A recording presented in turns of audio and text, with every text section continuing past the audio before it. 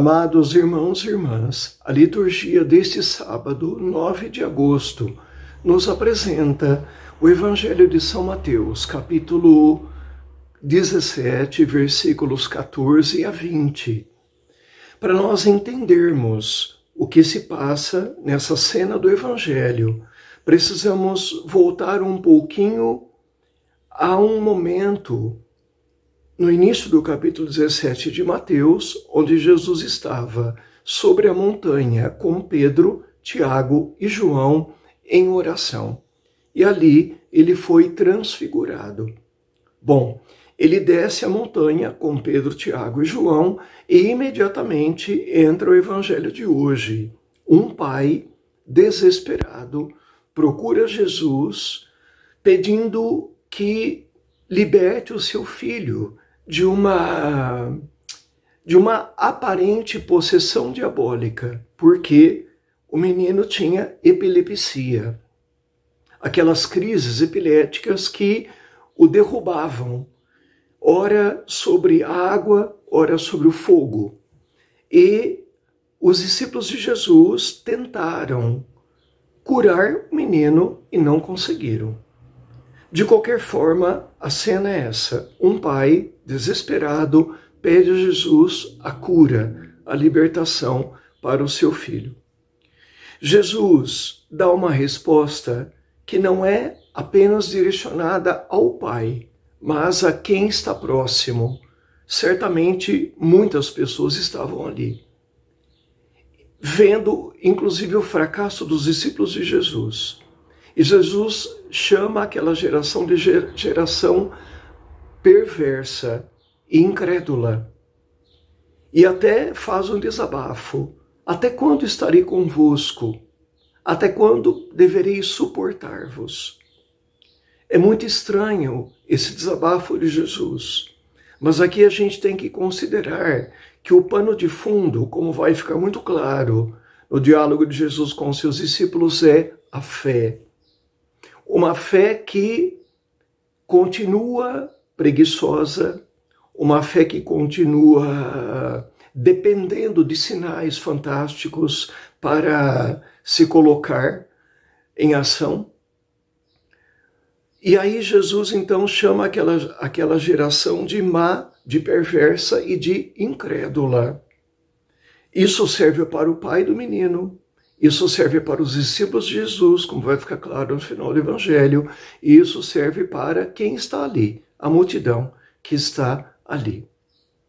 De qualquer forma, Jesus se aproxima do menino e, segundo a narrativa de São Mateus, ele expulsa o demônio que estava no menino. O que é esse exorcismo que Jesus faz? Nós temos que considerar que naquela época toda doença mental, toda doença psíquica era entendida como possessão demoníaca. Hoje, uma pessoa que tem epilepsia, nunca nós vamos tratá-la como uma pessoa possuída pelo demônio. Existem tratamentos para dar qualidade de vida a uma pessoa que tem epilepsia, para evitar crises epiléticas que levem a pessoa a cair e até a se machucar, como era o caso desse menino. De qualquer forma, o que fica aqui para nós? A primeira questão, esse menino tinha problema mental. A epilepsia é uma questão de saúde mental. Como está a nossa saúde mental hoje? Como está a saúde mental das crianças, dos adolescentes e dos jovens, supondo que esse menino fosse um adolescente ou um jovem, quem sabe? Nós já sabemos que o excesso de exposição à tela do celular, à tela do computador, à tela da televisão, adoece a pessoa mentalmente.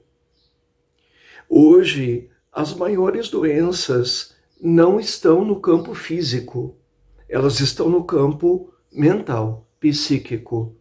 Os consultórios de psicólogos e de psiquiatras estão abarrotados de homens e mulheres de pessoas de todas as idades e de todas as crenças, de todas as religiões.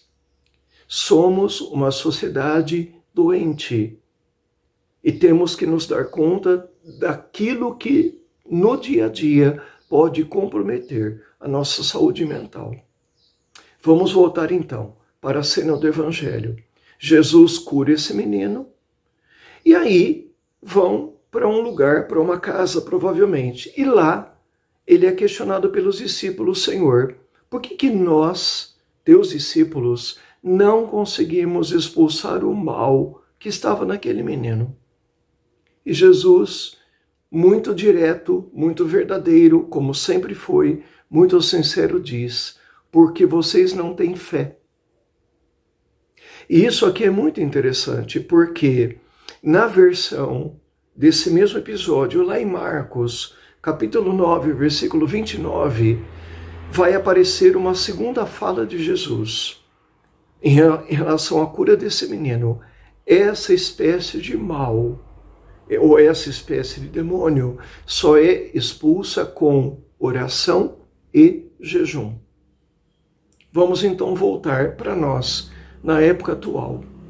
Nós cremos na ciência, nós cremos na medicina, nós cremos na contribuição da psicologia para explicar muitas coisas, para nos dar um entendimento de causas e possibilidades de tratamento dessas situações. Agora, devemos tomar muito cuidado com o excesso de cientificismo ou de psicologismo, como se diz. Nós, antes de sermos médicos, entre aspas, ou psicólogos, nós devemos ser homens e mulheres de fé. E a nossa fé só tem uma fonte de alimentação, de recarga de bateria: a oração. Não podemos nos esquecer as curas que as pessoas precisam de nós, igreja, estão vinculadas, antes de tudo, à nossa própria fé, à nossa própria vida de oração e, claro, que também à fé delas mesmas.